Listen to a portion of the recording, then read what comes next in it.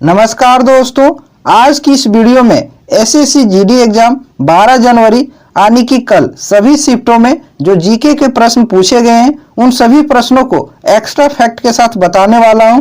इसलिए जिसका भी एग्जाम आने वाले शिफ्टों में है वो इस वीडियो को जरूर देखकर जाए, उसके लिए बहुत ही ज़्यादा इम्पोर्टेंट होगा। और जो भी चैनल पर नए हैं चैनल को जरूर सब्सक्राइब करके बेल आइकन को प्रेस कर दीजिएगा। यहाँ आपको हर शिफ्ट की एनालिसिस मिलेगी।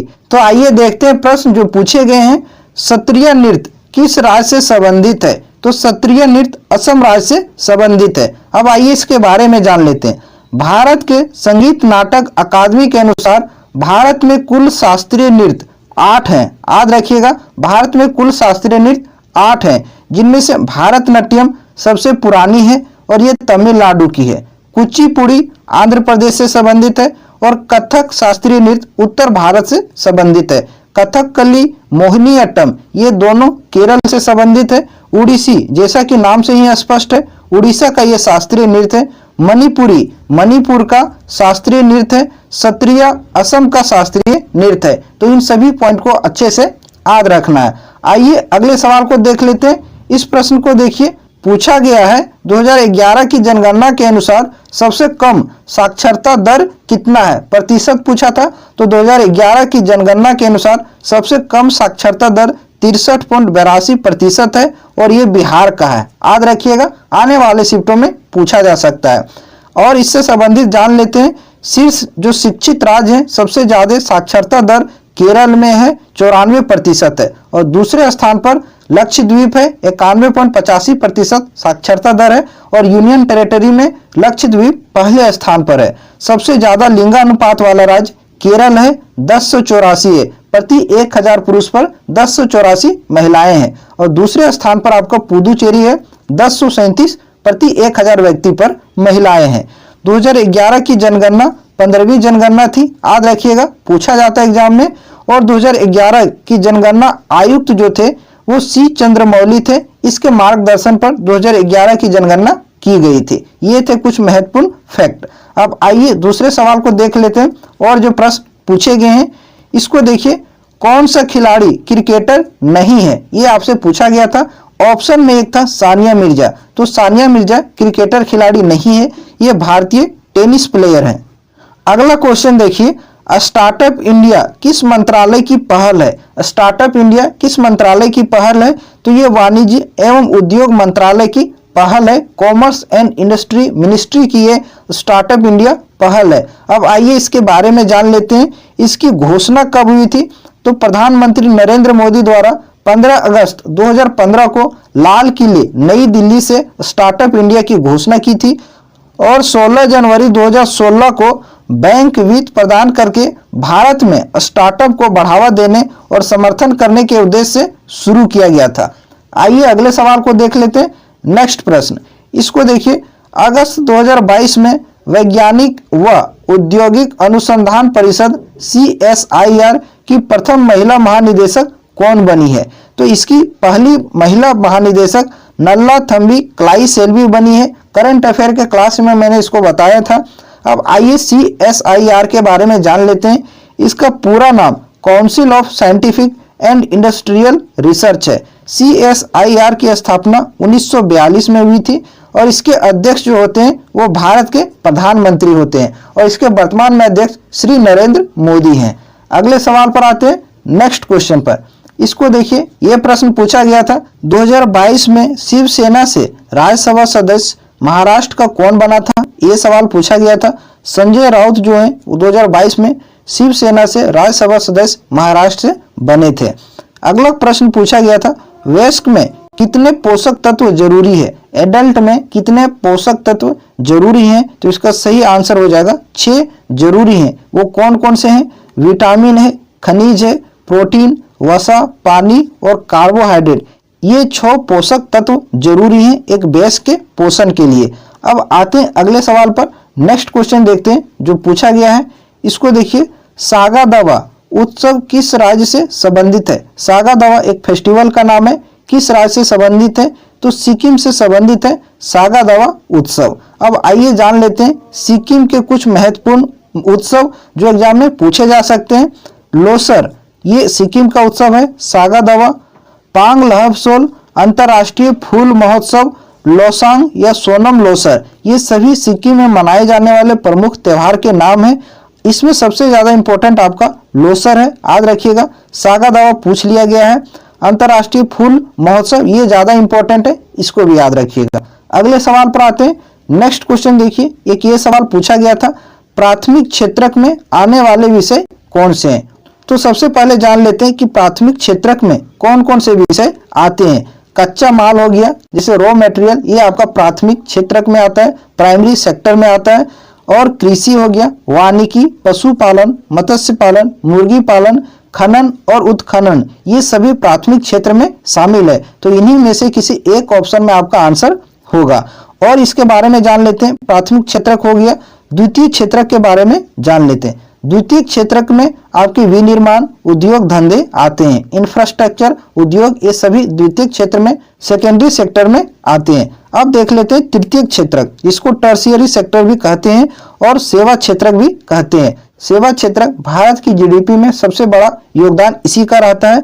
तो तृतीय क्षेत्रक में क्या क्या आते हैं इसको भी जान लीजिए, जैसे व्यापार हो गया, परिवहन हो गया, संचार हो गया, बैंकिंग, शिक्षा, स्वास्थ्य, बीमा, ये सभी सेवाएं जो है वो तृतीय क्षेत्रक में आती है। इन सभी पॉइंट को आपको याद रखना चाहिए, जो आने वाले एग्जाम में पूछे जा सकते हैं। अगले प्रश्न पर आते हैं। नेक्स्ट क्वेश्चन देखिए, एक ये प्रश्न पूछा गया था, महात्मा बुद्ध से संबंधित एक प्रश्न पूछा गया था। एग्जैक्ट क्वेश्चन नहीं मिल पाया है, लेकिन उसी से संबंधित एक प्रश्न पूछा गया था, तो इसके बारे में जान लेते हैं। महात्मा बुद्ध को ज्ञान की प्राप्ति बोध गया में हुआ था, जो कि बिहार में है, और बोधि वृक्ष के नीचे हुआ था, याद रखिएगा, इंपॉर्टेंट है। महात्मा बुद्ध का बचपन का नाम सिद्धार्थ था, बाद में ये भगवान गौतम बुद्ध के नाम से जाने जाने लगे। अगला पॉइंट देख लीजिए, महात्मा बुद्ध ने अपना पहला उपदेश सारनाथ में दिया था, और ये सारनाथ कहाँ है, उत्तर प्रदेश में। ये सवाल पूछा जाता है कि महात्मा बुद्ध ने अपना पहला उपदेश कहाँ दिया था, सारनाथ, उत्तर प्रदेश में दिया था।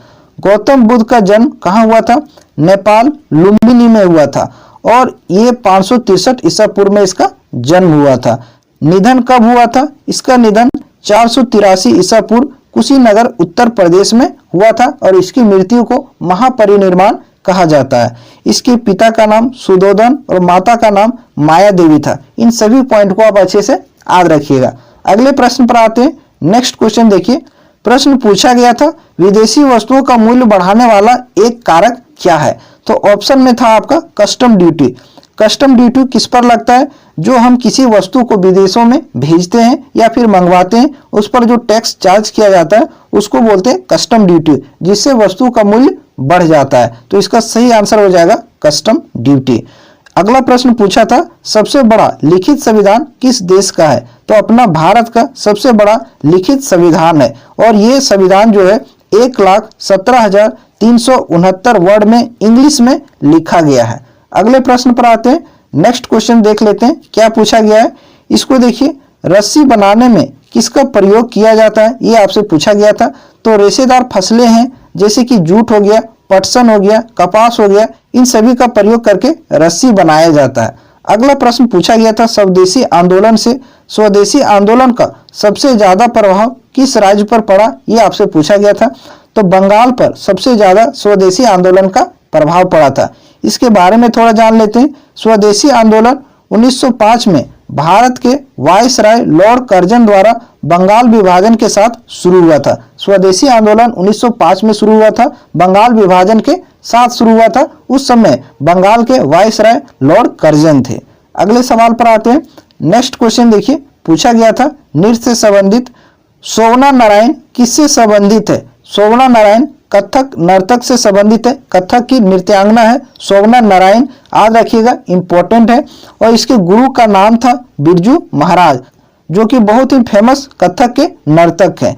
अगला इसमें याद रखने योग्य बातें हैं, पद्मश्री इसको कब मिला था।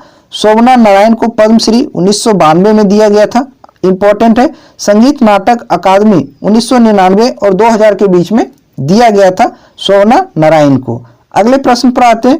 नेक्स्ट क्वेश्चन देख लीजिए, एक ये सवाल पूछा गया था, कांग्रेस पार्टी के 2022 में लाइफ टाइम अध्यक्ष के रूप में किसे नियुक्त किया गया। Most important question current affair की दृष्टि से। तो YS जगन मोहन रेड्डी कांग्रेस पार्टी के लाइफ टाइम अध्यक्ष बन गए हैं। अगला प्रश्न पूछा गया था, निशागंधी नृत्य उत्सव किस राज्य में मनाया जाता है? तो ये भी फेस्टिवल से संबंधित है। निशागंधी नृत्य उत्सव किस राज्य में मनाया जाता है? तो सबसे पहले इसका आंसर जान लीजिए, ये आपका केरल में मनाया जाता है। अब आइए जान लेते हैं कि केरल में और कौन कौन से प्रमुख नृत्य हैं जो मनाए जाते हैं, जैसे कि कथकली हो गया, मोहिनी अट्टम, काकरसी काली, दप्पू काली, भद्रथुल्लल, वेला काली, थियट्टू नृत्य, कोलम थुल्लल, थंबी थुल्लल, कुंभी डांस, कड़ुआ काली, कुमती नृत्य, ये सभी केरल के प्रमुख नृत्य हैं। आइए जान लेते हैं और अगले प्रश्न पर जो पूछे गए हैं इसको देख लीजिए। मार्च 2022 में उत्तर प्रदेश के मुख्यमंत्री के रूप में किसने दूसरी बार शपथ ली? करंट अफेयर से प्रश्न था। तो योगी आदित्यनाथ जो है वो उत्तर प्रदेश के दूसरी बार मुख्यमंत्री के रूप में शपथ लिए हैं। उसके साथ केशव प्रसाद मौर्य, ब्रजेश पाठक डिप्टी सीएम यानी उप मुख्यमंत्री के शपथ भी लिए थे।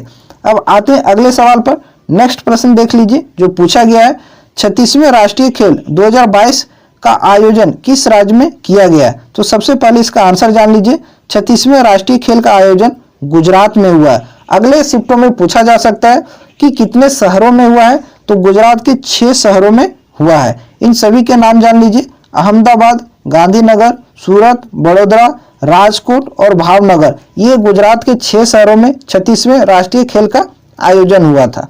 अगले प्रश्न पर आते हैं। नेक्स्ट क्वेश्चन देख लीजिए, ये आपका 5 ईयर प्लान से क्वेश्चन पूछा जा रहा है, हर शिफ्ट में पूछा जा रहा है। इसको देखिए, 11वीं पंचवर्षीय योजना का मुख्य नारा क्या था? 11वीं पंचवर्षीय योजना का मुख्य नारा क्या था, ये आपसे पूछा गया था। तो इसका मुख्य नारा तेज और अधिक समावेशी विकास की ओर था, इसका मुख्य नारा था, याद रखिएगा। अब आइए इसके बारे में थोड़ा जान लेते हैं। उस समय भारत के प्रधानमंत्री मनमोहन सिंह 11वें पंचवर्षीय योजना के दौरान जो 2007 से 2012 तक चली थी और इसी के कार्यकाल के दौरान प्रमुख के रूप में मनमोहन सिंह ने कार्य किया था। और इस 11वीं पंचवर्षीय योजना का मसौदा सी रंगाराजन ने तैयार किया था, याद रखिएगा, इंपॉर्टेंट है, यहाँ से प्रश्न एग्जाम में पूछा जा सकता है। अगले प्रश्न पर आते हैं। इस प्रश्न को देख लीजिए, एक ये सवाल पूछा गया था, अस्पृश्यता का अंत, एबोलिशन ऑफ अनटचेबिलिटी भारतीय संविधान के कौन से अनुच्छेद में है? तो अनुच्छेद 17 में अस्पृश्यता का अंत है। अगला प्रश्न पूछा गया था, अवध साम्राज्य पर अंग्रेजों द्वारा कब्जा कब कर लिया गया था? तो अवध साम्राज्य पर अंग्रेजों द्वारा कब्जा 1856 में कर लिया था। दोस्तों, जितने भी नए हैं चैनल को जरूर सब्सक्राइब कर लीजिएगा और वीडियो को आप लोग जरूर लाइक कीजिएगा। इस प्रश्न को आप देखिए, त्रिपुरा अपने उत्तर, दक्षिण, पश्चिम से घिरा हुआ है। त्रिपुरा तीनों ओर से कह सकते हैं किससे घिरा हुआ है? तो ये बांग्लादेश से घिरा हुआ है। इंपॉर्टेंट क्वेश्चन है, सवाल पूछा गया था। अगले प्रश्न पर आते हैं। एक ये सवाल देख लीजिए, इसमें क्या पूछा गया था, भारतीय मुक्केबाज MC मैरी कॉम किस राज्य से संबंधित है? तो MC मैरी कॉम पूर्वोत्तर राज्य मणिपुर से संबंधित है। आइए इसके बारे में जान लेते हैं।